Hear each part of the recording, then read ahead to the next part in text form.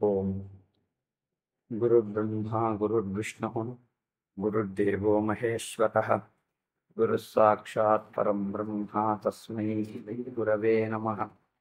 శృతిస్మృతిపురాణానాం ఆలయం కరుణాలయం నమామి భగవత్పాదశంకరం లోకశంకరం. శంకరం శంకరాచార్యం కేశవం బాదరాయణం సూత్రభాష్యకృతౌ వందే భగవంతౌ పునః పునః. నమామి గౌడపాదం చ శంకరం శ్రీసురేశ్వరం స్వామినం సచ్చిదానందమింద్రం తం మోక్షరూపిణే.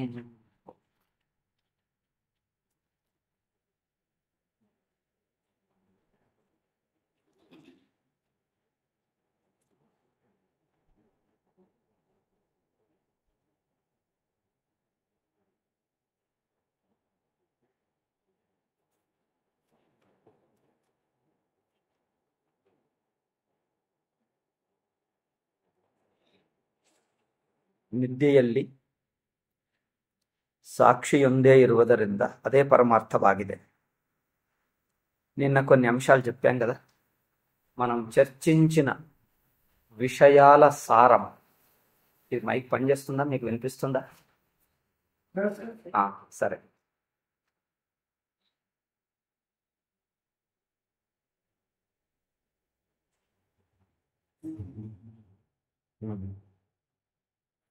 అందులో కొన్ని అంశాలు చెప్పాం, ఇంకా కొన్ని ఉన్నాయి. నిద్యಯಲ್ಲಿ సాక్షియొందే ఇరువదರಿಂದ, అట్లాగే చైతన్యం గురించి కూడా, అంటే తెలివి గురించి కూడా ఇట్లా ఒక్కచోట చెప్పినా ఉంటే అది చెప్పేసినా అయిపోతుంది, అందులో అన్నీ వచ్చేస్తాయి.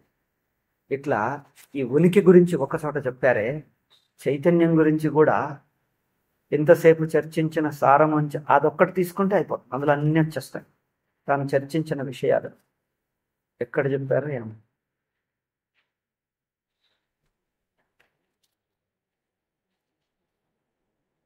సరే, తర్వాత చూడండి.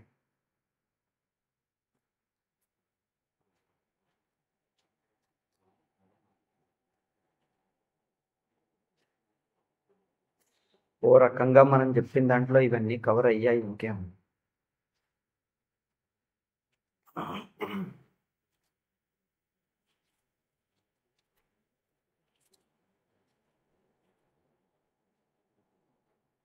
సరే, సుషుప్తిలో సాక్షి ఒక్కటే ఉన్నది కనుక అదే పరమార్థం.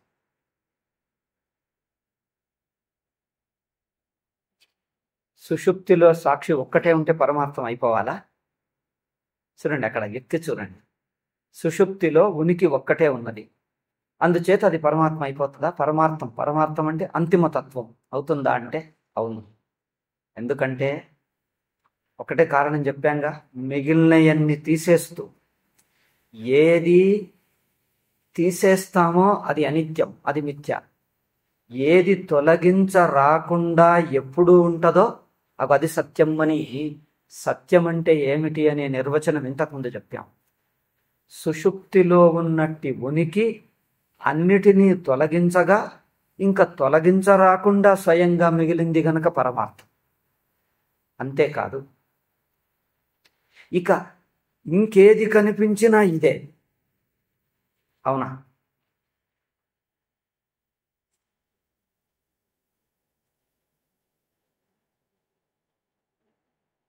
మొదలొక వస్తువు ఉండే, మొదలొక వ్యక్తి ఉండే, వస్తువో వ్యక్తో. ఇక తర్వాత ఏదన్నా వచ్చింది అంటే ఇది రాకముందు ఏ వస్తువు ఉండేనో దాని నుంచే వచ్చింది అంటాక. ఇప్పుడు ఇక్కడ ఎవరు ఈ గదిలోకి రాలేదు, ఇక ఈ వ్యక్తి ఒక్కడే వచ్చాడు. ఆ వ్యక్తి వచ్చిన తర్వాతనే ఇవన్నీ ఇక్కడ మార్పులు కనిపిస్తున్నాయి అంటే చేసింది అతనే అంటామా లేదా? ఎందుకంటే వేరే వాళ్ళు ఎవరు రాలేదు. మరి ఇంకా తర్వాత ఇంకెవరు చేస్తారో, ఆయన ఒక్కడే ఉన్నాడు కనుక ఆయనే చేశాడు అని ఎట్లా నిర్ధారణ చేస్తాం? సుషుప్తిలో అన్నిటినీ వదిలించి వదిలించి ఉనికొక్కటే మిగిలింది గనక ఇక తర్వాత ఇంకేవైనా కనిపిస్తే ఎక్కడి నుంచి వచ్చినట్లు? మొదలు ఉనికొక్కటే మిగిలింది. ఇక తర్వాత ఏదైనా కనిపిస్తే ఆ ఉనికి నుంచే వచ్చిందంటారా, బయట నుంచి వచ్చిందంటారా? ఎందుకంటే బయట అనేది లేదు, ఉన్నది ఒకటే ఉనికి. సదేవ సౌమ్య ఇదమగ్ర ఆసీత్ అంటుంది ఉపనిషత్తు. అంటే సృష్టికి పూర్వం సత్తొక్కటే ఉండే, ఉనికి మాత్రమే ఉండే. సృష్టికి పూర్వం ఉనికి ఒక్కటే ఉంటే ఇక తర్వాత ఏదొచ్చినా ఆ ఉనికి అవుతుందా, ఇంకేదన్నా అవుతుందా? ముందు ఒక్క మన్నొక్కటే ఉండే, తర్వాత ఏదొచ్చినా ఆ మన్ను రూపమే అవుతుందా, ఇంకొకటి అవుతుందా? ఎందుకంటే వేరేది లేనే లేదు, ఉన్నది ఒక్కటే మన్ను. మొదలు మన్నొక్కటే ఉండి తర్వాత ఏదైనా రాని ఆ వచ్చిందల్లా మన్ను నుంచే వచ్చింది. మన్ను నుంచే వచ్చింది అంటే మన్ను రూపమే ఇప్పటికీ మన్నే అని అర్థం. మన్ను నుంచి వచ్చింది అంటే మన్నును విడిచిపెట్టి వచ్చింది అని కాదు అక్కడ అర్థం. మట్టి నుంచి వచ్చింది అంటే మట్టితో తయారైంది అంటే ఏది ఏ వస్తువుతో తయారైంది అంటే తయారైందా అని చెప్పటం లేదు ఇక్కడ. ఈ కార్యకారణ ప్రక్రియలో ఇనుముతో తయారైంది, మట్టితో కుండ తయారైంది అంటే ఇప్పుడు ఒక వస్తువు చూస్తారు, ఇది పెన్ అని తెలుసు, ఇది దేంతో చేశామని అడుగుతాం.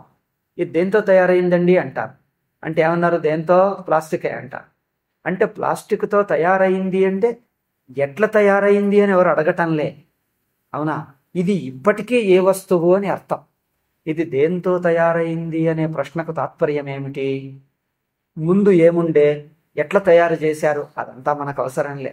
ఎవరు చేశారు, ఏ కంపెనీ వాళ్ళు చేశారు, ఎట్లా తయారు చేశారు, అదంతా మనకు అవసరంలే.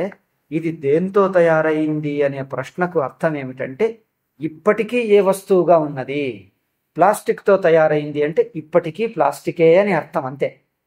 మనకిక్కడ సృష్టి కార్యకారణ ప్రక్రియలో మట్టితో తయారైంది మట్టి స్వరూపమే, బంగారంతో తయారైంది ఇప్పటికీ బంగారమే. అందుకే చూసంటారు ఇది ఏమిటండి దేంతో తయారైంది అంటారు. అంటే ఎవరు చేశారు, ఎప్పుడు చేశారు, ఎక్కడ చేశారు అది కాదు, ఇది ఇప్పటికీ ఏ వస్తువు అంతే.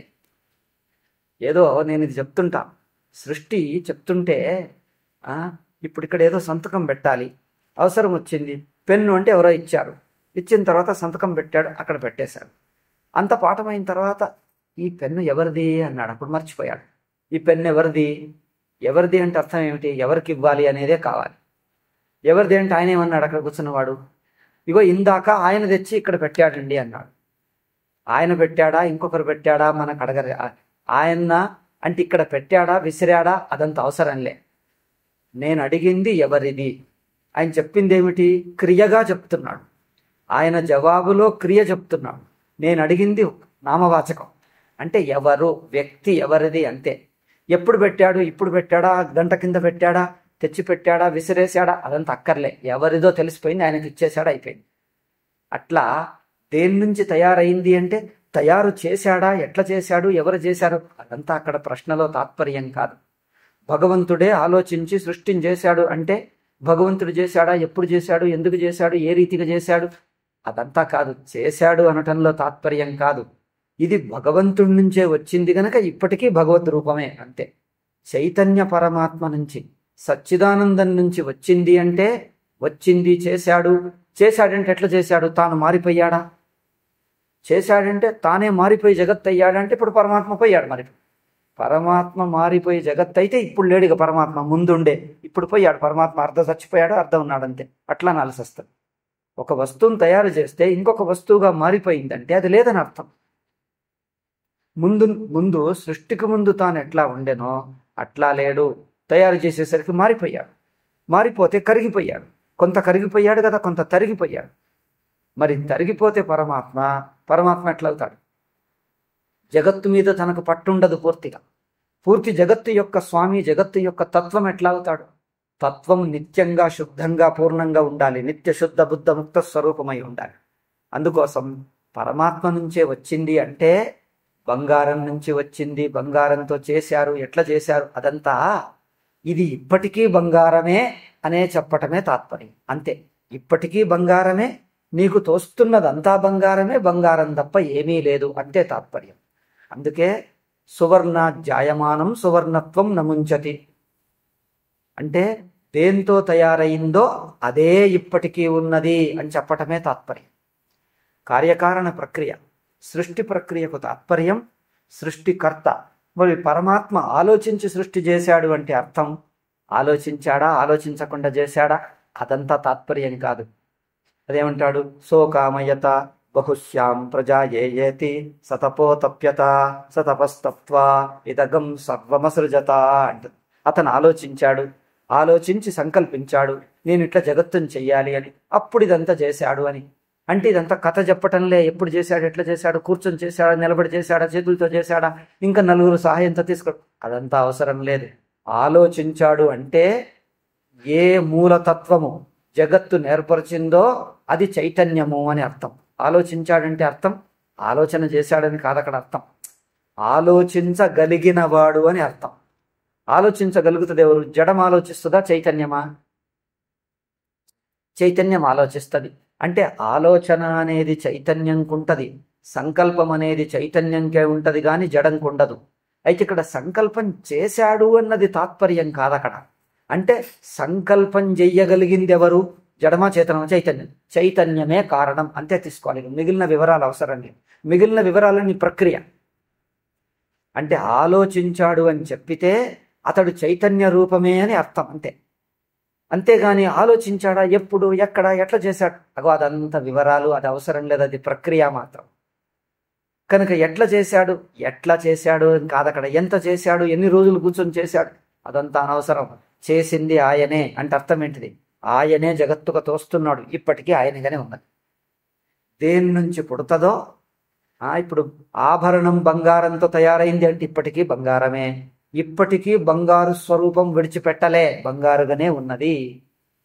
ఎందుకంటే బంగారం నుంచి పుట్టింది అంటే బంగారం మారిపోయి పుట్టలే, బంగారంగా ఉంటూ పుట్టింది. మరి బంగారం బంగారంగానే ఉంటే పుట్టింది అని మాటకు అర్థం ఏమిటి? ఘటాకాశం మహాకాశం నుంచి పుట్టింది అంటే మహాకాశం విడివడిపోయి ముక్కలై పుట్టిందంటే కాలేదు. పోనీ మహాకాశం నుంచి దూరం జరిగిందా అంటే అది కాలేదు. మరి మహాకాశం అంటే మహాకాశం నుంచి విడిపోలేదు, మహాకాశం పగిలిపోలేదు, దాని నుంచి దూరం జరగలేదు. మరి పుట్టిందంటే ఏమర్థం?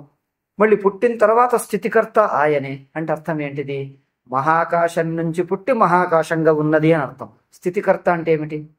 ఎవరు సృష్టికర్తనో అతనే స్థితికర్త. అంటే దేని నుంచి పుట్టిందో తర్వాత కూడా అదిగానే ఉన్నది, దేని నుంచి పుట్టిందో దానిగానే ఉన్నది, మరి దాంట్లో కలిసిపోతుంది. అంటే ఏ వస్తువైనా పగలగొట్టేస్తే ఏమైపోతుంది? కుండ పగలగొడితే ఏమవుతుంది? మట్టిలో కలిసిపోతుందా? ఇంకేమైనా ఇంకో చోట కలిసిపోతుందా? బంగారం తయారు చేస్తే, ఆభరణం తయారు చేస్తే, ఆభరణం ఆకారం కరిగించేస్తే ఏమవుతుంది? బంగారం అయిపోతుంది. అంటే ఏ వస్తువైనా దేని నుంచి తయారవుతుందో ఆ ఆకారం తొలగించేస్తే మూలస్వరూపంలో పోయి చేరిపోతుంది, మూలస్వరూపంలో కలిసిపోతుంది. అంటే మూలస్వరూపంలో కలవాలా? ఇప్పటికీ అదే ఉన్నది అంటే అక్కడ తాత్పర్యం దేని నుంచి పుట్టిందో, దేని యందు స్థితమై ఉన్నదో, దేంట్లో కలిసిందో. అంటే ఈ మూడు ఘటనలుగా చెప్పటంలే. సృష్టి స్థితి లయ కారణం అదేమన్నాడు?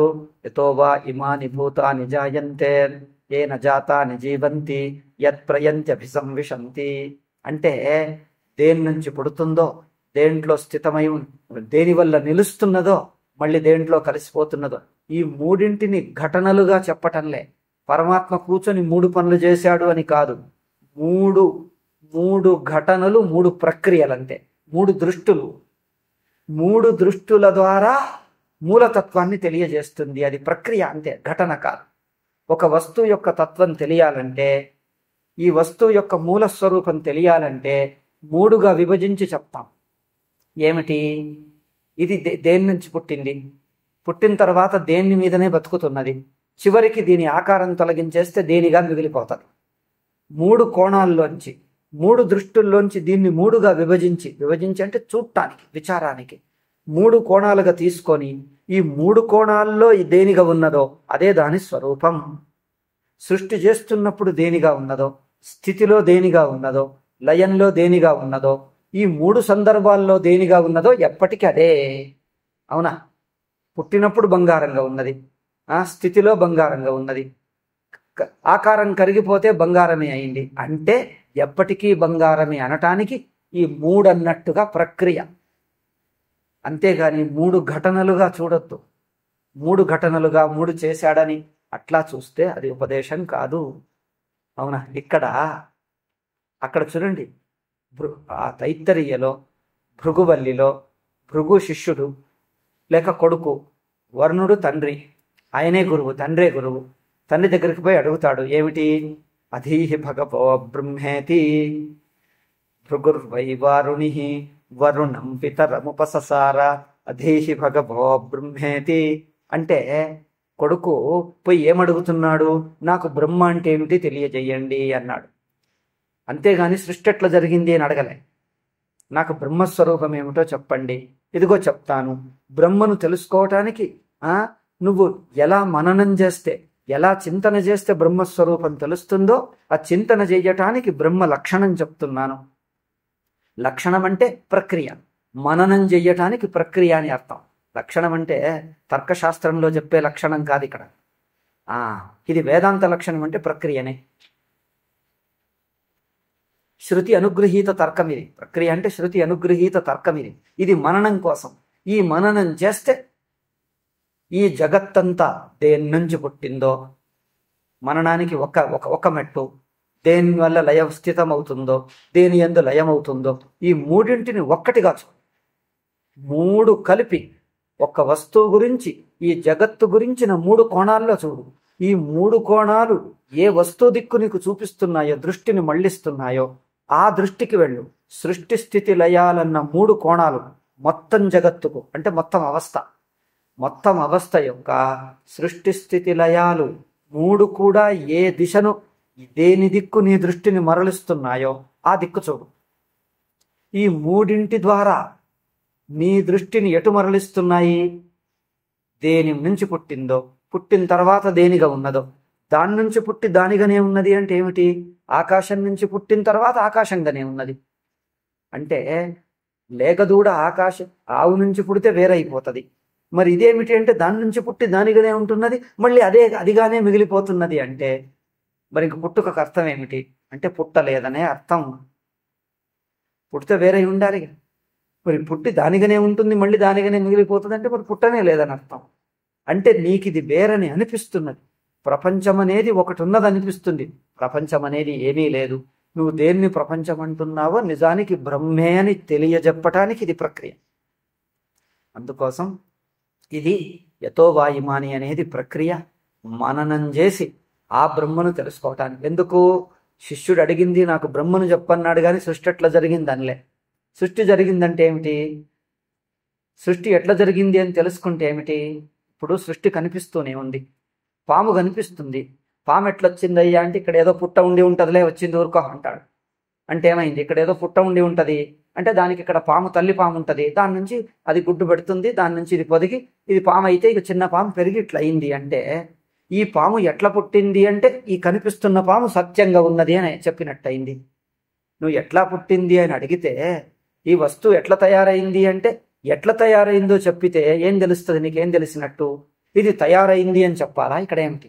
పెన్ను అనేది ఒకటి ఉన్నది, తయారై కూర్చున్నది. ఇక్కడ పెన్ను తయారైంది, తయారై కూర్చున్నది అంటే పెన్ను సత్యం అని చెప్పినట్టయింది. కనుక జగత్ ఎట్లా పుట్టింది అంటే ఇగో నేను చూస్తున్నానుగా, నేనేదో ఊరికే జగత్తు చూస్తున్నాను, మీరు ఎట్లా పుట్టిందో చెప్పేసేసరికి ఇక జగత్తు ఉన్నది అని చెప్పినట్టయింది. అవునా? జగత్తు ఎట్లా పుట్టిందో చెప్పితే ఉన్నదానికి గట్టిపరిచినట్టయింది. జగత్తు తోస్తున్న జగత్తును గట్టిపరిచినట్టయింది. అందుకని శాస్త్రము ఎట్లా పుట్టిందో జగత్తు చెప్పటంలే. అడుగుతుంటారు లోకలు, సృష్టి ఎట్లా జరిగిందో ఋషులకు కూడా తెలియలేదట. ఏదో ఒక సినిమా పాట ఉందట, నా దగ్గరకు ఒకటి వస్తుండేవాడు హైదరాబాద్లో ఉన్నట్టు. వచ్చేసి ఏదో పాట పాడి ఋషులకు కూడా తెలియదట సృష్టి రహస్యం, సృష్టి ఎట్లా జరిగిందో. నేను అన్నాను, ఋషులకు తెలియదనేది నీకెట్లా తెలుసు అన్నాను. ఋషులకు సృష్టి రహస్యం తెలియదని నీకు మాత్రం తెలిసిందా? మరి నీకెట్లా తెలుసు ఋషులకు తెలియదనేది? అది చూడు అని మాట్లాడు. ఋషులు అంటే కర్మకాండ ఋషులు, ఉపాసనాకాండ ఋషులకు తెలియలేదు, అంతేగాని జ్ఞానకాండ ఋషులకు తెలియలేదని కాదు. అంటే బుద్ధితో ప్రయత్నించిన వాళ్లకు అంతు చిక్కలేదు. ఆ బుద్ధినే మిథ్యాన్ని బాధితం చేస్తే వాళ్ళు బ్రహ్మగానే ఉన్నారు. ఇంకా తెలియనిదేమున్నది అక్కడ?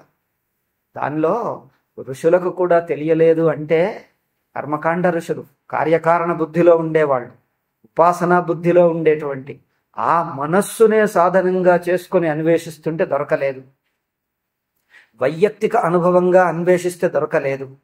అవునా? మొత్తం అవస్థానుభవ దృష్ట్యా చేసిన జ్ఞానకాండ ఋషులకు దొరికింది. అది ఊరికే అర్థవాదంగా చెప్పిందే. ఏ మాటను ఎక్కడ పెట్టి ఇష్టం వచ్చినట్లు మాట్లాడేస్తా. మన కవులున్నారే, కావ్యాలాపాంశ వర్జయేతని కవులను పట్టుకొని తిట్టింది శాస్త్రం. కవులకు కల్పన ముఖ్యం, ఇష్టం వచ్చినట్ల కల్పనలు చేస్తారు.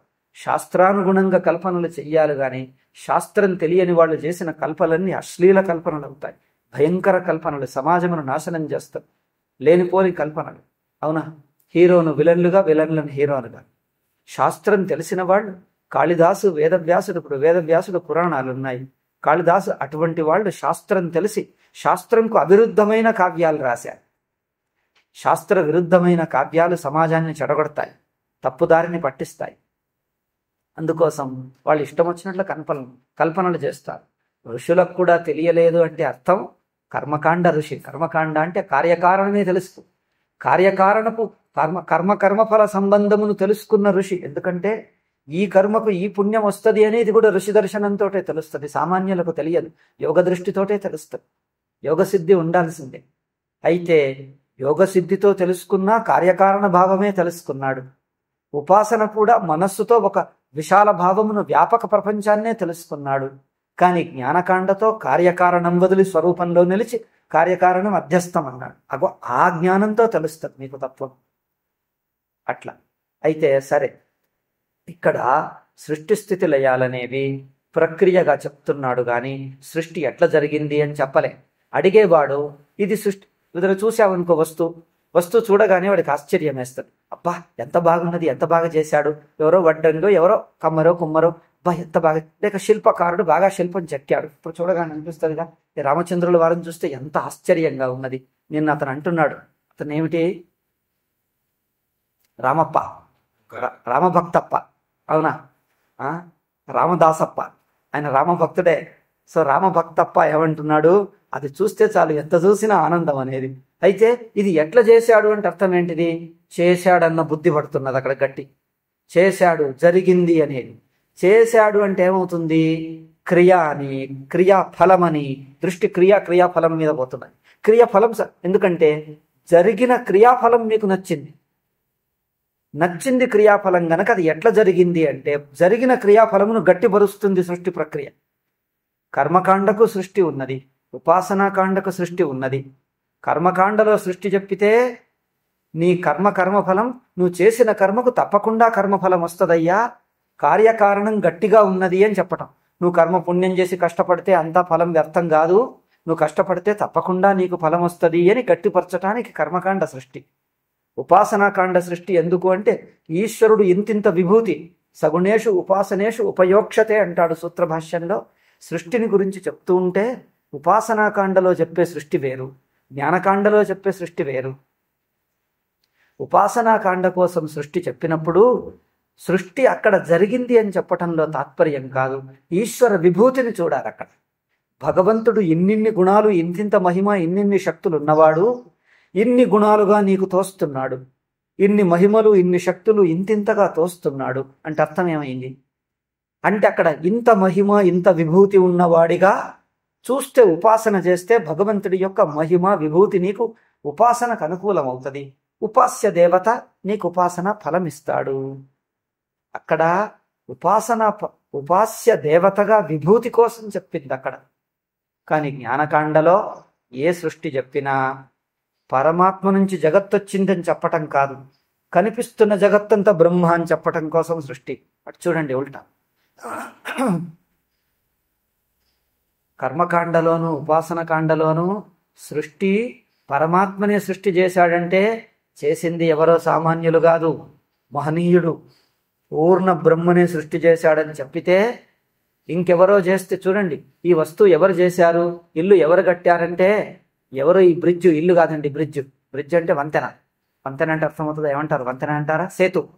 ఈ సేతును ఎవరు కట్టారు అంటే ఎవరో సామాన్యుడు కట్టాడంటే ఎంత గట్టి ఉన్నదో చెప్పలేం. అక్కడున్నాడండి మోక్షగుండం విశ్వేశ్వరయ్య, అంతటి పెద్ద ఇంజనీర్ కట్టాడంటే ఇక గట్టి ఉంటుంది అని మనకు గ్యారంటీ. అందుకోసం ఈ కర్మఫల సంబంధం సేతు ఎవరు చేశారు? ఎవరో సామాన్య మనుషో ఋషో దేవతనో చేసింది కాదు, సాక్షాత్తు పరమాత్మనే చేసినటువంటి కార్యకారణ సంబంధం. అంటే నేను కర్మ చేస్తే నాకు ఫలితం తప్పకుండా వస్తుంది అని గట్టి. అంటే ఇక్కడ కర్మకాండ గట్టిదనం కోసం ఈశ్వరుడిని వాడుకుంటున్నాం. అక్కడ ఉపాసనలో కూడా అటువంటిది. కానీ జ్ఞానకాండలో పరమాత్మ చేశాడు గనక చేసిన కర్మ గొప్పది, చేసిన ఫలం గొప్పది అని కాదు. నీకు తోస్తున్న జగత్తంతా బ్రహ్మనే, తోస్తున్న జగత్తంతా బ్రహ్మే, బ్రహ్మ కంటే వేరు కాదు. ఇప్పటికీ బ్రహ్మే, ముందు బ్రహ్మే, ఇప్పుడు బ్రహ్మే, ఇక ముందు బ్రహ్మే. ఎప్పటికీ బ్రహ్మగానే ఉన్నది, బ్రహ్మత్వం వదలలేదు. నీకు బ్రహ్మ కంటే వేరనిపిస్తే నీ భ్రమనే గాని అక్కడ మాత్రం బ్రహ్మే. ఇక్కడ బ్రహ్మణ అనన్యత్వం బోధించటానికి సృష్టి. తదనన్యత్వం ఆరంభణ శబ్దాదిభ్య అని సూత్రం అంటుంది బ్రహ్మసూత్రం. 2వ అధ్యాయం 1వ పాదంలో 14వ సూత్రం ఏమంటుంది? తదనన్యత్వం ఆరంభణ శబ్దాదిభ్య అంటే కార్యమంతా కారణస్వరూపమే, తోస్తున్న జగత్తంతా బ్రహ్మ అని చెప్పటానికి సృష్టి. అంతేగాని సృష్టి ఎట్లా జరిగింది అని కాదు. కర్మకాండ సృష్టి ఉండాలి, అదంతా అజ్ఞానులను పక్కన పెడితే కర్మకాండ అవసరం లేకుండా, ఉపాసన కాండ అవసరం లేకుండా ఉన్నాడా ఏమిటి వీళ్ళు?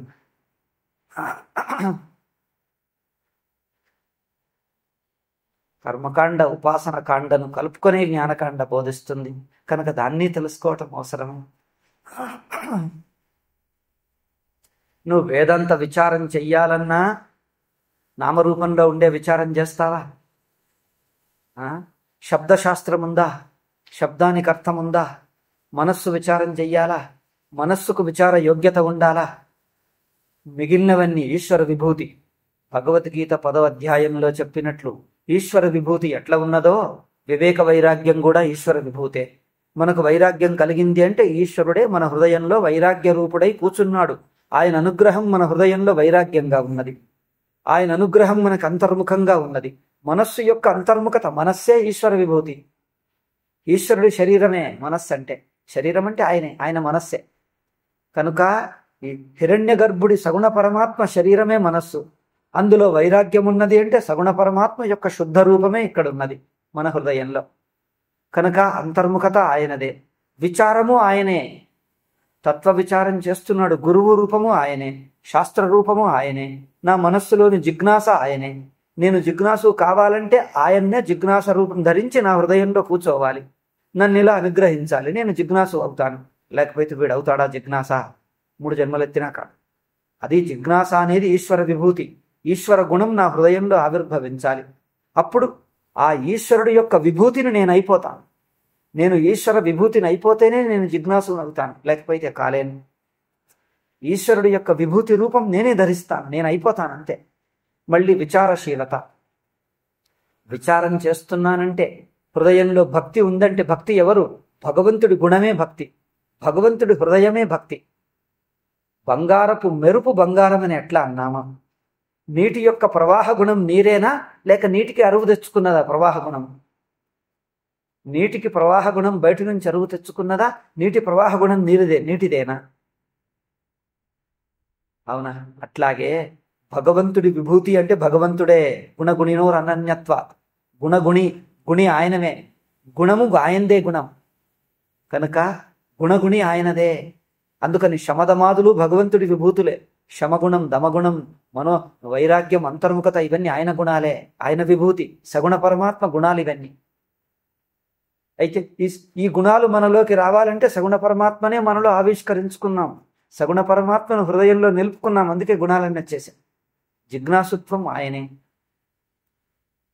విచారశీలత, మనస్సు విచారం చేస్తున్నది, అంతర్ముఖమైంది, అవస్థలను గమనిస్తున్నది, ఇదంతా సగుణ పరమాత్మే. మరి ఎవరు గమనిస్తారు? మనతో అవుతుందా? అల్పబుద్ధితో అవుతుందా? అవస్థలను గమనిస్తున్నామంటే అది సగుణ పరమాత్మే. ఇక్కడ చూడండి, ఉపాసన తత్వ విచారం రెండింటిని కలుపుకున్నాను చూడండి. విచారమే ఒక ఉపాసన. అంటే విచారం చెయ్యటం వేరు, విచారం కూడా ఈశ్వర విభూతే. ఎందుకంటే విచారం చెయ్యగా ఏ జ్ఞానం ఉదయిస్తుందో, జగత్తును బాధిస్తూ జ్ఞానం ఉదయిస్తుంది. ఉదయించిన తర్వాత ఇంకా జగత్తు లేదు, విచారం లేదు, విభూతి లేదు, అద్వితీయ బ్రహ్మ అయిపోయింది. జ్ఞానం కలిగే వరకు సగుణ బ్రహ్మనే. జ్ఞానం కలిగే వరకు నేను జిజ్ఞాసునట, నేను ముముక్షునట. ఇప్పుడు ఈశ్వరుడు ఎట్లున్నాడు జిజ్ఞాసుకి? జిజ్ఞాసుకి ఈశ్వరుడు అవసరం లేదా? ఈశ్వరుడు అవసరం లేదన్నట్టు నాస్తికుల్లాగా బౌద్ధుల్లాగా అచలంలాగా మాట్లాడుతున్నారు మనవాళ్ళు. అచలము, నాగార్జునుడి శూన్యవాదము అంటే బౌద్ధులని అర్థం, ఇంకేమో. బౌద్ధుల్లాగా అచలంలాగా అర్ధ నాస్తికుల్లాగా జిడ్డు కృష్ణమూర్తిలాగా మాట్లాడుతున్నారు. మీకు తెలుసా జిడ్డు కృష్ణమూర్తి, యూజీ కృష్ణమూర్తి? తెలియకపోతే పుణ్యాత్ములే, వేదాంతం చదువుకోండి చాలు. అవునా? వీళ్ళందరిది ఈ నాగార్జునుడి బుద్ధే. ఏమిటి? కర్మకాండానంతా తీసి పారేశారు. అందుకే జిడ్డు కృష్ణమూర్తికి 92 ఏళ్ళు బతికాడు. ఆయనకు సుమారు 30వ ఏట బ్రహ్మజ్ఞానం కలిగిందట. 92వ ఏట 62 ఏళ్ళు ప్రపంచమంతా తిరిగి తిరిగి తిరిగి ప్రవచనాలు చెప్పాడు. చివరి రోజు అందరిని పట్టుకొని తిట్టి తిట్టి తిట్టి మీకు ఎవ్వరికి అర్థం కాలేదు, నా జీవితం అంతా వ్యర్థమైపోయిందని పోయి అమెరికాలో పోయి చచ్చిపోయాడు. మరి నువ్వు కర్మకాండ ఉపాసన కాండను తీసి పారేస్తే ఎవరికి అర్థం కాదు? ఎవరికి అర్థం కాదు? అట్లా చేసి పెట్టాడు. వీళ్లకు కర్మకాండ జ్ఞానకాండ నిచ్చెన లేకుండా నేరుగా పైకి ఎక్కాలట, పై ఫ్లోర్కి ఎక్కాలట. 4 అంతస్తుల బిల్డింగు, మెట్లు లేవు, నేరుగా 4వ అంతస్తుకి ఎక్కాలి. ఎక్కండి. ఎట్లెక్కుతారు? రెక్కలు కట్టుకొని ఎక్కుతారా? ఎట్లెక్కుతారు? రాళ్ళు కట్టుకొని ఎక్కండి, రెక్కల్లాగా. అవునా? పెద్ద పెద్ద రాళ్ళు కట్టుకొని ఎక్కండి. అట్లున్నది వాళ్ళ బుద్ధి. అందుకనే నువ్వు విచారం చేస్తున్నావంటే నీ మనస్సుకు విచార యోగ్యత రావాలి, విచారం చెయ్యటానికి మనస్సు నిలవాలి. మరి ఆ మనస్సుకు శుద్ధి ఎవరిచ్చారప్ప? నేను చేసుకుంటా అంటే నీకు వస్తుందా? విచార యోగ్యత, అంతర్ముఖత, భక్తి, అభిమానం వదలాలి అంటే వదులుతుందా? అభిమానం వదలటం అక్కడ ఏ యథా మాం ప్రపద్యంతే తాంస్తతైవ భజామ్యహం అనే శ్లోకం మీద భాష్యకారులు ఏమన్నారో చూడండి. కర్మటుడికి కర్మఫలం నేనే ఇస్తాను, కర్మ ఫలదాత నేనే, ఫలదాత కాదు, ఆ ఫలము నేనే, ఫలము ఈశ్వర విభూతే. ఫలదాత నేనే, ఫలము నేనే, నువ్వు ఆచరిస్తున్న కర్మ నేనే, కర్మకు ప్రమాణం నేనే, ఆ బోధించిన గురువు నేనే, నువ్వు ఆచరిస్తున్న నీ చేతులు కాళ్ళు, నీ పని, నీ బుద్ధి, సంకల్పం నేనే అన్నాడు. మంచి పని చెయ్యాలన్న, పుణ్యకర్మ చెయ్యాలన్న సంకల్పం నేనే. నువ్వు కర్మ చేస్తుంటే చేతులు కాళ్లకు శక్తి నేనే, చేస్తున్న క్రియ నేనే. దానికి వచ్చిన శృతి ప్రమాణంతో పుణ్యకర్మ చేస్తుంటే శృతి ప్రమాణం నేనే, చేస్తే కర్మఫలం ఇచ్చేది నేనే, ఆ ఇచ్చిన ఫలము నేనే అన్నాడా. అందుకే కర్మఠుడికి కర్మఫలదాత నేను, ఉపాసకుడికి ఉపాసన ఫలదాత నేను, జిజ్ఞాసుకు తత్వ విచారకుడికి జ్ఞానఫలం నేనే ఇస్తానన్నాడు. మరి ఈశ్వరుడు లేడా? ఈశ్వర విభూతి లేకుండా తత్వ విచారం చేస్తారా? ఈశ్వరుని పక్కకు పెట్టి మాట్లాడతారేమిటి ఈ వేదాంతులు, ఈ నవీన వేదాంతులు, ఈ నాస్తిక వేదాంతులంతా? భగవద్గీతనే అప్రామాణికమని పెట్టేశారు. మాండుక్య ఒక్కటే చెప్తారట, భగవద్గీతను అప్రామాణికమేనట. అట్లా మాట్లాడుతున్నారు ఈ వేదాంతం. అవునా? అంటే శ్రీకృష్ణుడి కంటే వీళ్ళకి ఎక్కువ తెలుసు, అంతే కదా. శ్రీకృష్ణుడిలో అజ్ఞానం కనిపిస్తుంది, వీళ్ళకి శ్రీకృష్ణుడి కంటే 4 ఆకులు ఎక్కువ చదివారు. పర్వర్టెడ్ బుద్ధి. అవునా? అజ్ఞానం పెద్ద హిమాలయ పర్వతం అయితే పిచ్చి పిచ్చి పూతలు అట్లాగే వస్తాయి. అజ్ఞానం ఎక్కువైతే మాటలు ఎక్కువ వచ్చేస్తాయి.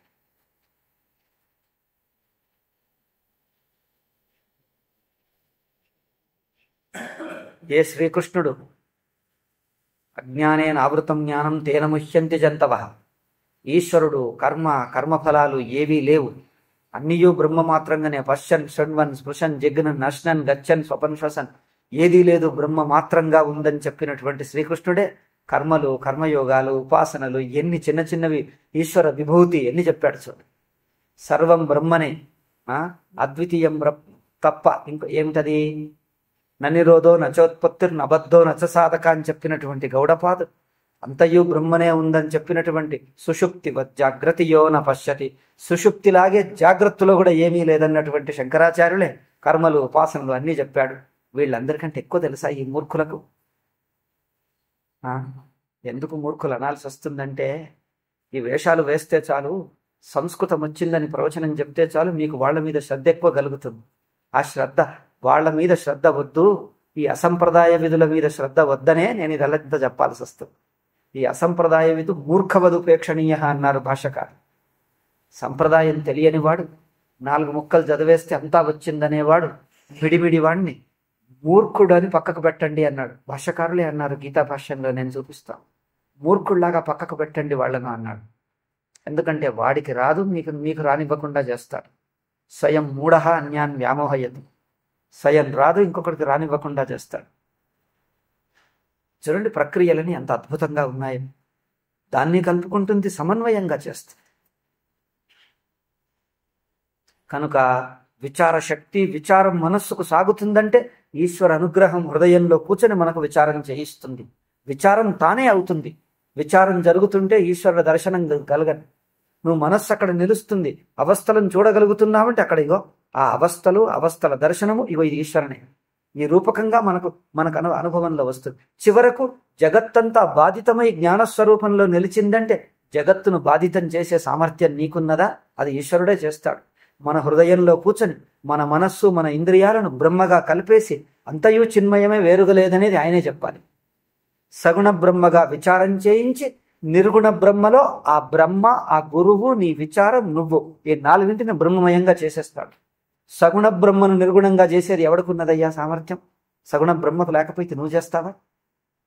నువ్వు నీ విచారమునంతా చేయించి నీ మనస్సును, నీ ఇంద్రియాలను బాధితం చేసి నిర్గుణంగా నిలుపుతాడు. అది నిలిపిన తర్వాత ఎవరు? ఆ నిర్గుణం సగుణం ఒకటైపోయింది. అట్లా ఉందని అప్పుడు విచారం జరుగుతుంది. అందుకే వీళ్ళు ముందుకు సాగరు, ఏమీ అర్థం కాదు, మధ్యలో తట్టుకుపోతారు. తట్టుకుపోతే ఏం చేస్తారు? పోని నేనే ఇంక అర్థం చేసుకుందాను, నాకంటే ఎక్కువ తెలిసిన గురువు. ఎవరైతే ఒక విషయం అర్థం కాకపోతే ఏదో కొంత కొంత చదువుతారు, కొంత కొంత చేస్తారు, మధ్యలో తట్టుకుపోతారు, ఆగిపోతారు, స్తంభించిపోతారు. స్తంభించిపోయిన వాళ్ళు తనకంటే ఎక్కువ తెలిసినటువంటి అనుభవనిష్ఠులైన గురువులను అడిగి తెలుసుకుందామని పోరు. ఈ తనకు తెలిసిన మిడిమిడి జ్ఞానం ఇంకా 10 మందికి పంచి వాళ్ళని కూడా జడగొడదామని చూస్తారు. అవునా? కొంచెం తెలిసిన వాడు ఎక్కువ తెలుసుకోవాలి, ఎక్కువ తెలిసిన వాడు పూర్ణంగా తెలుసుకోవాలి, పూర్ణంగా తెలుసుకున్నవాడు లోకాన్ని అనుగ్రహించాలి. అట్లా శాస్త్రం చెప్తుంది. అవునా? దుర్జన సజ్జనో భూయాత్. శాస్త్రం ఏమంటుంది? దుర్జన సజ్జనో భూయాత్, సజ్జన శాంతి మాప్నుయాత్. దుర్జనుడు సజ్జనుడు కానీ, ధర్మాత్ముడు కానీ, ధర్మాత్ముడు ఏం కావాలి? సజ్జన శాంతి మాప్నుయాత్, అతనికి వైరాగ్యం, అంతర్ముఖత కలగని. శాంతో ముచ్చేత బంధేభ్యో, ఆ శాంతుడు జిజ్ఞాసువు జ్ఞానం పొంది ముక్తుడు గాని. ముక్తశ్చ అన్యాన్ విమోచయేత్, ఆ జ్ఞానం కలిగిన వాడు ఇతరులకు తమ తమ సాధన స్థాయికి అనుగుణంగా మార్గదర్శనం చేసి వాళ్ళని కూడా ఉద్ధరించని. ఇగో ఇది మన ఆశ. అందరూ ఏదో శాంతి పాఠం చెప్తారే, ఈ శాంతి పాఠంగా చెప్పని. నేను చెప్పాను చూడండి, లోకా సమస్త సుఖినో భవంతు, సర్వే జనా సుఖినో భవంతు. ఆ శ్లోకాలు ఉన్నాయి ఎంత మంచిగా. అందులో ఈ శ్లోకం చేర్చుకోవచ్చు. దుర్జన సజ్జనో భూయాత్. దుర్జనుని చూస్తే మనకు కోపం కలగకూడదు, వాడు మంచివాడు కానీ అని ఆశీర్వాదం కలగాలి. భగవంతుణ్ణి వేడుకుంటాం, మన హృదయం మంచి చేసుకుంటాం. దుర్జనులందరూ సజ్జనుడు కానీ. ఎంత బాగుందో చూడండి. సజ్జన శాంతి మాప్నుయాత్. శాంతి, శాంతి అంటే అంతర్ముఖత, వైరాగ్యం అంటారు. అటువంటి సాధకుడు ముక్తుడు గాని, ముక్త పురుషులు లోకాన్ని అనుగ్రహించని. ఈ విధంగా లోకం వల్ల శుభంగా ఉండని. చూడండి ఎంత మంచి శాంతి పాఠం ఉందో. దుర్జన సజ్జనో భూయాత్, సజ్జన శాంతి మాప్నుయాత్, శాంతో ముచ్చేత బంధేభ్యో, ముక్తశ్చాన్యాన్ విమోచయేత్. కనుక సాధకుడి శరీరం సాధనలో, మనస్సు, సాధకుడి మనస్సంతా ఈశ్వర విభూతి సగుణ పరమాత్మనే ఉన్నాడు. అప్పుడే మన మనస్సుకు ఒక పవిత్రత వస్తుంది. తత్వ విచారమే ఒక పవిత్రమైన సాధన, అత్యంత పవిత్రమైన. ఎందుకు? ఈశ్వర విభూతి అది, సగుణ పరమాత్మనే అలా కూర్చున్నాడు. విచారంగా జరుగుతోంది. శ్రవణం చేస్తుంటే ఇది సగుణ పరమాత్మ రూపమే. శ్రవణం చేస్తుంటే ఈ శ్రవణము, ఈ మాటలు వింటున్న చెవి ఇదంతా పరమాత్మ రూపం, విశ్వరూప పరమాత్మ రూపం. అట్లా ఉండండి. అప్పుడు చూడండి, అటు భక్తి భక్తి భక్తి భావంలో విచారం జరుగుతుంది. భక్తిని పక్కకు పెడితే విచారం కాదు. లోకలు ఏమంటారు, మాకు భక్తి అక్కర్లే, మేము వేదాంతులం అంటారు. అదిగో ఎంత దురహంకారం చూడండి. భక్తి అక్కర్లేదట, భక్తి అక్కర్లేదట, వీళ్ళు వేదాంతులట. అక్కడ హైదరాబాద్లో అంటుంటారు, వేదాంతుల గురించి కొన్ని చెప్తారు. వేదాంతులు వస్తున్నారు, చెంబు గిన్నె జాగ్రత్త అన్నారు. చెప్పానా మీకు ఈ విషయం? చెప్పలే. అక్కడ ఒక అమ్మగారు, 90 ఏళ్ళ అమ్మగారు,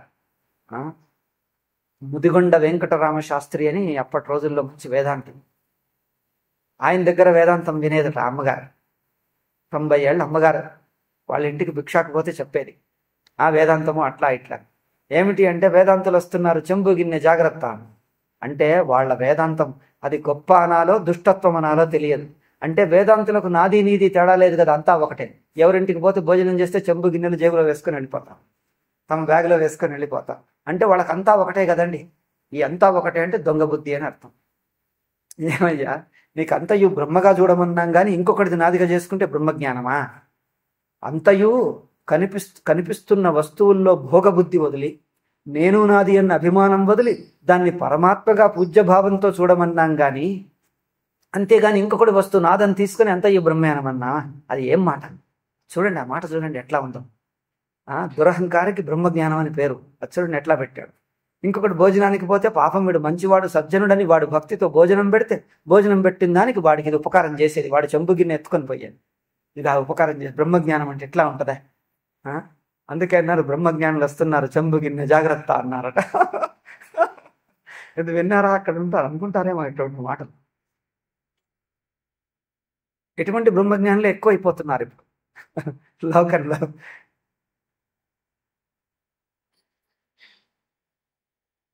స్వరూపం బ్రహ్మ, చేతులు కాళ్ళలో బ్రహ్మ, నిర్గుణ బ్రహ్మ ఉంటుందా? ఏమయ్యా, బ్రహ్మజ్ఞాని అయిన తర్వాత పెన్నెట్లా కనిపిస్తుంది? నిర్గుణం బ్రహ్మ అంటే పెన్నుతో రాయడా ఏమిటి? అన్నమంతా బ్రహ్మజ్ఞానం కల్పిస్తే ఎట్లా తినేది? నిర్గుణం బ్రహ్మ అయిపోయిందయ్యా, అన్నం తినేది ఎట్లా అంటాడా ఏమిటి? చూడండి, ఆ మాట చూడండి ఎట్లా మాట్లాడతాడు. నామరూప వ్యవహారం చూడండి. స్వరూపంలో నిర్గుణం బ్రహ్మ ఉంటే తోస్తున్న నామరూపం ఎండమావుల్లా కల్పితంగా ఉంటుంది. అక్కడ ఏమీ ఉండదు, ఉన్నట్టు ఏదో పైన తోస్తుంది అంతే వ్యవహారిక దృష్ట్యా. ఆ తోస్తున్న దాంట్లో ఎట్లుంటాడు బ్రహ్మజ్ఞాని అంటే, ఒక బాలుడిలాగా. చిన్న బాలుడు 2 ఏళ్ల వాడు అమాయకంగా ఉంటాడే, నీ పేరేమిటి అంటే వాడికి చెప్పటం రాదు. ఇది నువ్వు ఎవరబ్బాయి, మీ అమ్మా నాన్న ఏమిటి అంటే, ఈ ఇల్లు ఆస్తి నాది అన్న వాడికి ఉండదు. ఏదో వస్తువు కనిపిస్తుంది, ఏమిటి చూపి అంటే చూపిస్తాడు, చేతిలో పెట్టేస్తాడు అంతే. అవునా? అది విలువైన వస్తువు అంటే చిన్న పసిపాపలకు ఏం చేస్తారు, అమ్మాయిలకు ఇక్కడ ఏమిటి ఈ వెండివి, ఇక్కడ ఏదో గజ్జలు కడతారు, ఇంకేదో ఆడుకునే వస్తువు, ఎవరైనా సూపు అంటే చేతిలో పెట్టేస్తారు, ఇంటికి వెళ్ళిపోతారు. అది తనది ఇవ్వాలి లేదు, అది ఒక ఆట వస్తువులా ఉంటుంది వాడు. అట్లా అంటే ఒక బాలుడిలాగా, ఒక అమాయకంగా, మోసం కపటం తెలియకుండా అందరినీ దివ్యమైన పూజ్యభావంతో సగుణ బ్రహ్మగా చూస్తాడు వ్యవహారిక దృష్ట్యా. అట్లుంటాడు కానీ చెంబు గిన్నె ఎత్తుకుపోతే బ్రహ్మజ్ఞానం కాదు. అట్లా కాదు బ్రహ్మజ్ఞానం అంటే. వ్యవహారిక దృష్ట్యా నామరూపాలన్నీ బ్రహ్మమయంగా, అంటే పూజ్య బ్రహ్మమయం అంటే సగుణ బ్రహ్మమయంగా, అంటే అంత పూజ్యంగా, అంత ఆరాధన భావంగా, నేను నాది అనే అభిమానం లేకుండా, కపటం మోసం లేకుండా ఉంటాడు అని అర్థం. బాల్యేన తిష్టాతే పాండిత్యం నిర్విద్య బాల్యేన తిష్టాతే పాండిత్యం చ బాల్యం చ నిర్విద్య మౌనేన తిష్టాతేత్ అత మౌని అంటుంది అక్కడ. మౌనేన తిష్టాసేత్ బృహదారణ్యం. ఉపనిషత్తులు, గీత అన్ని స్పష్టంగా ఉన్నాయి. ఈ వీళ్ళ బుద్ధులే వికృతం తయారవుతున్నాయి. ఎందుకంటే ఏకదేశం మాండుక్య కారిక తీసుకొని మిగిలినవి మాకు అక్కర్లేదంట. చూడండి ఎట్లా ఉందో. అందుకే చెంబు గిన్నెల వేదాంతం తయారవుతారు. వీళ్ళందరూ చెంబు గిన్నెల వేదాంతులే. ఉపాసన అన్ని వద్దనే వాళ్ళంతా చెంబు గిన్నెల వేదాంతులే.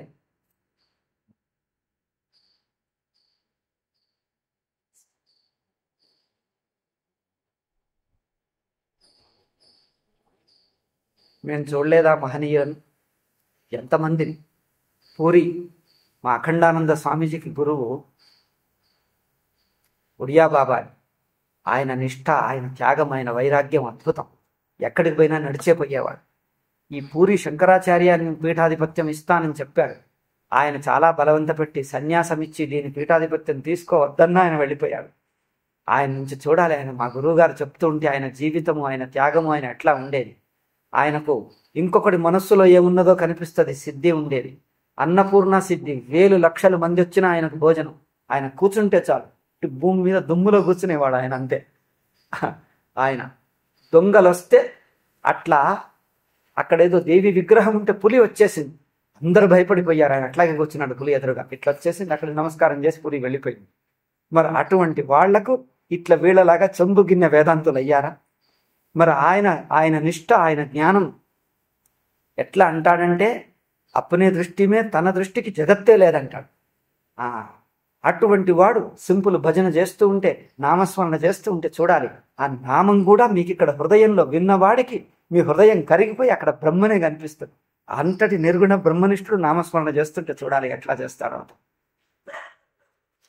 కనుక బాలుడిగా ఎవరు ఏ సాధనలో ఉంటే, ఏ ఏ ఏ స్థాయి ఉంటే దానికి అనుగుణంగా ఉంటాడు. సామాన్యుడికి దొంగ వస్తే వాడికి ఉపదేశం చేశాడు, సామాన్యులు వస్తే వాళ్లకు చేశాడు. కర్మలకు కర్మ సదాచారం నేర్పాడు, ఉపాసకులకు ఉపాసన చేశాడు, భక్తులకు భక్తి నేర్పాడు, వేదాంతులకు విచారం నేర్పాడు. మళ్ళీ నిర్గుణ బ్రహ్మనిష్ఠులైతే వాళ్ళతో ఎట్లా వ్యవహరించాడో చూడండి. ఎందుకంటే అద్దంలాగుంటారు. ఏ స్థాయి సాధకుడితో ఉంటే వాడితో ఉంటుంది. అద్దానికి తనదైన ఒక రూపం ఉంటుందా? బ్రహ్మజ్ఞాని ఎట్లుంటాడు? కర్మ సాధకుడు ఉంటే కర్మ సాధనలో చెప్తాడు, ఉపాసన ఉంటే ఉపాసన, జ్ఞానం ఉంటే జ్ఞానం, సామాన్యుడు ఉంటే సామాన్యం. అద్దానికి దేని లేదు, ఎవరితో ఉంటే వాడితో ఉండిపోతాడు, కలిసిపోతాడు ఈజీగా. అది అద్దంలాగా ఉంటుంది వాళ్ళది. చిన్న బాలుడు అన్నానే, అందుకే బాలుడు పెద్దవాళ్లతో ఉంటాడు, ముసలి వాళ్ళతో ఉంటాడు, అందరితో ఆడతాడు, వాడికి ఎవరు అనేది తేడా లేదు. అట్లా అద్దంలాగుంటే అది జ్ఞానం అన్నాడు. అటువంటి వాళ్ళని ఎందరినో చూసాం, ఎందరినో ఉన్నాం. ఈ మిడిమిడి వేదాంతులు వీళ్ళదే ఉన్నది. చెంబు గిన్నె వేదాంతులకే అన్ని తీసి పారేయటం, అది తిట్టడం, ఇది తిట్టడం. అవునా? ఉపాసన అంటే తిట్టం, వాడికి గురువు సేవ చేస్తా అంటే వాడిని పోయి తిట్టొచ్చాడు. ఈ చెంబు గిన్నె వేదాంతి ఒకటి ఏలూరులో ఉంటాడు. ఆ గురువు గారు ఏం చేశారు, అక్కడ ఉన్నప్పుడు పోయి వాళ్ళతో వీళ్ళతో పోయి అక్కడ సన్యాసులతో పోయి పోట్లాట పెట్టుకునేవాడు. అక్కడ ఒక స్వామీజీ ఉండేవాడు. నువ్వు ఇక్కడ ఏం చేస్తున్నావు అన్నాడు. ఏముంది, ఇక్కడ ఏదో నేను ఉపాసన, భగవంతుడి ఉపాసన చేస్తున్నాను, మా గురువు గారి సేవ చేస్తున్నా, వేదాంతం పెట్టి. ఆయన అంటాడు, ఇక గురువు గారి సేవ చేసిన సన్యాసం తీసుకున్నావా? పోయి ఆయన పోయి తిట్టొచ్చాడు. వాళ్ళు ఇది చూస్తేనే భయపడిపోయి పారిపోతున్నారు. తర్వాత వచ్చాడు, వచ్చేసి భోజనానికి కూర్చున్నాడు. అతను ఏమన్నాడు, నేను ఇలా అన్నాను అన్నాడు. నేను ఇలా ఆ సన్యాసులను ఇట్లా భయపెట్టేశాను అన్నాడు. నేనన్నా వాళ్ళని ఎందుకు ఇలా జడగొడుతున్నారు అన్నాను. వాడు కర్మను ఉపాసనను దాటించి నీవు బ్రహ్మస్వరూపంలో నిలపగలిగితే నిలుపు, లేకపోతే ఉపాసన చేస్తున్నది మంచి పనేగా, పాపం ఏం లేదుగా. మనస్సు పరిపక్వమైన రోజు వేదాంతం వింటున్నారు, వాళ్ళకే వస్తుంది జ్ఞానం. మీరు పోయి వాళ్ళని ఎందుకు అలా చెడగొట్టడం అన్నాను. నా మీద ఆయనకి ఎంత కోపం వచ్చిందంటే, నా నుంచి వేదాంతం నేర్చుకున్నవాడే, నేనే పాఠం చెప్పాను. ఆ భోజనం చేస్తున్నవాడు ఎంగిలి చేత్తో నన్ను కొట్టడానికి చెయ్యెత్తాడు. ఎందుకు? బ్రహ్మజ్ఞానం కదా, ఇట్లాగే ఉంటుంది. గురువును కొట్టే బ్రహ్మజ్ఞానం అది. మరి నేను చేసిన పని ఏమీ లేదు. ఇంకొకడిని ఉపాసకుడిగా ఉన్నాడు ఉండని, నువ్వు ఆ ఉపాసనను దాటించి స్వరూపంలో నిలుపు. ఈ ఉపాసకుడు దేహ ఇంద్రియ మనస్సులు నాకు లేవు, చిన్మాత్రంగా ఉన్నాను, నిలిపితే నిలుపు, నిలుపలేకపోతే చేసుకొని అదన్నా, ఎందుకు అడ్డుకుంటావు అంతే అన్నది నేను. అంతకే ఎంత కోపం వచ్చించు.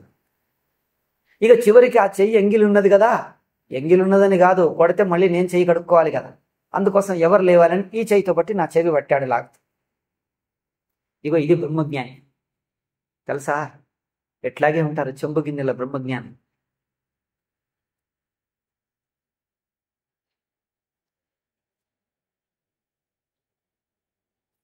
నిచ్చెన తీసేస్తే పైకెక్కుతారు, అది వాళ్ళ వేదాంతం. బాగుందా? నిచ్చెన తీసేస్తే 4వ ఫ్లోర్కు 10వ ఫ్లోర్కి ఎక్కుతాడు, నిచ్చెన ఉంటే కింద ఉండిపోతాడు. బాగుంది కదా వేదాంతం? నిచ్చెన ఎక్కినవాడు భూమి మీద ఉంటాడు, నిచ్చెననే ఉపయోగించకుండా భూమి మీద నిలబడితే నేరుగా 4వ ఫ్లోర్కి ఎక్కుతాడు. ఇది వాళ్ళ వేదాంతం. ఎక్కిన తర్వాత ఏం చేయాలి అంటే చెంబు గిన్నెలే కనిపిస్తాయి వాళ్ళ. స్వయం మూఢ అన్యాన్ వ్యామోహయతి. అవునా? అటువంటి వాళ్ళను మూర్ఖవదుపేక్షణీయ అన్నారు భాష్యకారు. మూర్ఖులను చూసి చూసి చూసి ఏదో నవ్వి పక్కకు పెడతామే, మన పని మనం చూసి వాళ్ళు వదిలేస్తామంటే అట్లాగే వదిలేయ.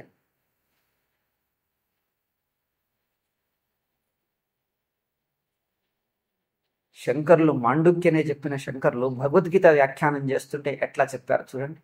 అర్జునుడికి కర్మయోగం బోధిస్తూ ఉంటే, ఉపాసన బోధిస్తూ ఉంటే, చిన్న కర్మను బోధిస్తూ ఉంటే అద్దంలాగా బాలుడితో ఉంటే బాలుడితో, 10 ఏళ్లవాడు ఉంటే 10 ఏళ్లవాడికి అనుగుణమైన సాధన, 20 ఏళ్లవాడికి 20 ఏళ్లవాడు, 50కి 50 ఏళ్లవాడు, ఏ సాధన స్థాయికి ఉంటే దానికి అనుగుణంగా చెప్పటం, వాళ్ళకి ఉన్న స్థాయి నుంచి కొంచెం పైకి తీసుకెళ్ళటం. అట్లా అద్దం ఎవరొస్తే వాడిని ప్రతిబింబం చూపిస్తుంది. అంతేగాని నేను అద్దంలో నేను చిన్న చిన్న వస్తువులు చూస్తానని నేను చూపించాలంటదా ఏంటి? నేను అన్ని పై వస్తువులే మాట్లాడతా, కింది వస్తువులు నేను మాట్లాడా అంటదా ఏమిటి అద్దం?